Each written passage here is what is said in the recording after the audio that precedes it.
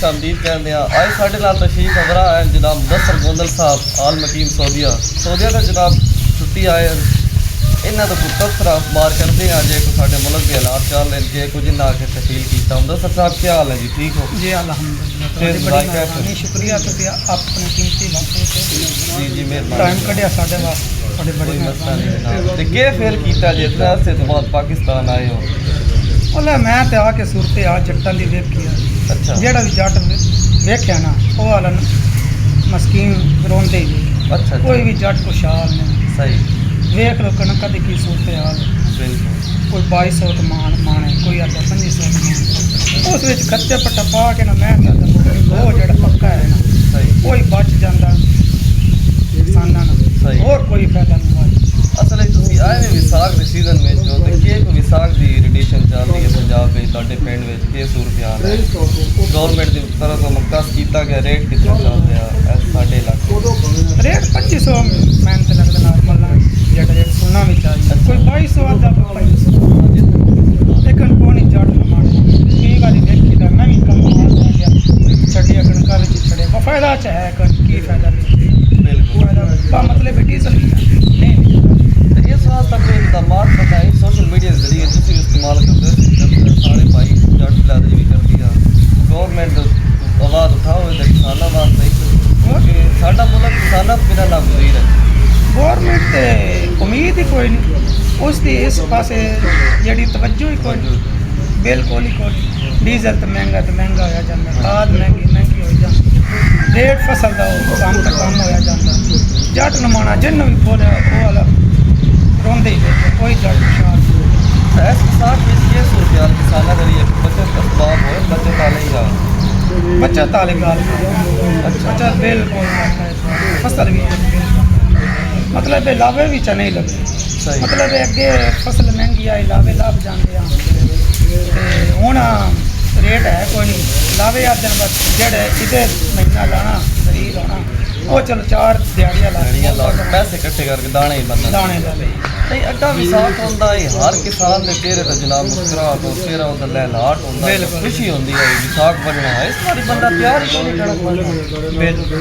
इसकी वजह है जनाब गवर्नमेंट बड़ा रेट कम किया तो रेट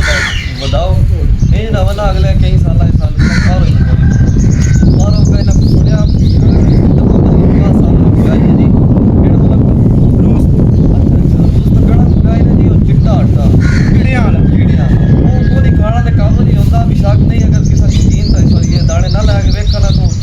आटा खाओ जितना जो सौ 80 साल तक बंद 40 एक मतलब कीमत रोटी मुफ्त पकीड़े मकोड़िया का कीमा सारा आटे चलो असी जेड़ा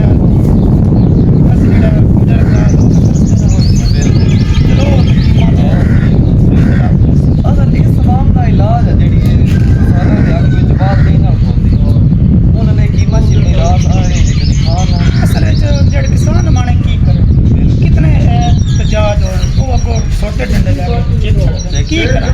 हुन जा ते हुकूमत दे खिलाफ बंदे बनना चाहन चाहन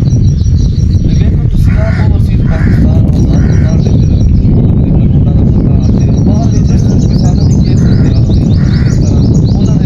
बाहर तो गवर्नमेंट बड़ी सपोर्ट कर दी है। अच्छा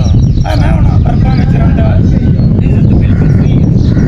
बाकी सपोर्ट बड़ी कर दी है बिजली बड़ी देंदी है सही फीस सस्ते बिजली सस्ती है डीजल सस्ता बाकी उन्हें सब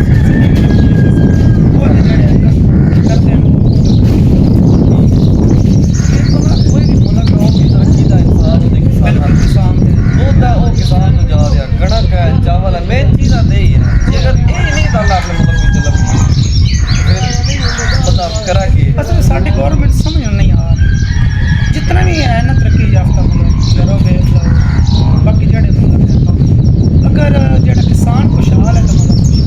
जे किसान नहीं तो मुल्क भी साड़ी हुकूमत इस तरफ जा रही चलो बस साडा मुल्क किसान भी ऐद करन जनाब जेड़ा को अपना बीज बोया होया है अपना आप खाओ इस साल तो इन्हें पता लग जाता है एक बारी किसानों मुँह बटाए तो अंजाम की है बिल्कुल समझ आई मैं तो सारे ना इस बार जट ਰਲ ਕੇ ਨਾ ਕੋਈ ਜਿਹੜਾ ਕੋਈ ਪੱਕਾ ਦਾਣਾ ਦੇ ਬਾਅਦ ਜਾਵੇ ਨਾ ਚੁੱਪ ਕਰਕੇ ਸੇਵ ਕਰ ਛੱਡੇ। ਇਹਨਾਂ ਨੂੰ ਪਤਾ ਲੱਗੇ ਬਾਅਦ ਜਿਹੜਾ ਕਿਸਾਨਾਂ ਨਾਲ ਮੱਥਾ ਲਾਏ ਕੀ ਲੱਭਦਾ। ਬਿਲਕੁਲ ਅੱਗੋਂ ਬਾਹਰ ਅਗਰ ਕਣਕ ਕਿਸੇ ਨਾਲ ਡੀਲ ਅਗਰ ਪੈ ਜਾਵੇ ਜ਼ਿਲ੍ਹਾ ਬੰਦੀਆਂ ਲੱਗੀਆਂ ਨੇ ਜਗ੍ਹਾ ਜਗ੍ਹਾ ਤੇ ਤੁਸੀਂ ਕਣਕ ਬਾਹਰ ਨੂੰ ਲੈ ਜਾ ਸਕਦੇ ਜੀ ਇਹ ਕਿਸਾਨ ਮਸਕੀਨ ਬੜੇ ਜ਼ਲੀਲ ਕੀਤੇ ਨੇ।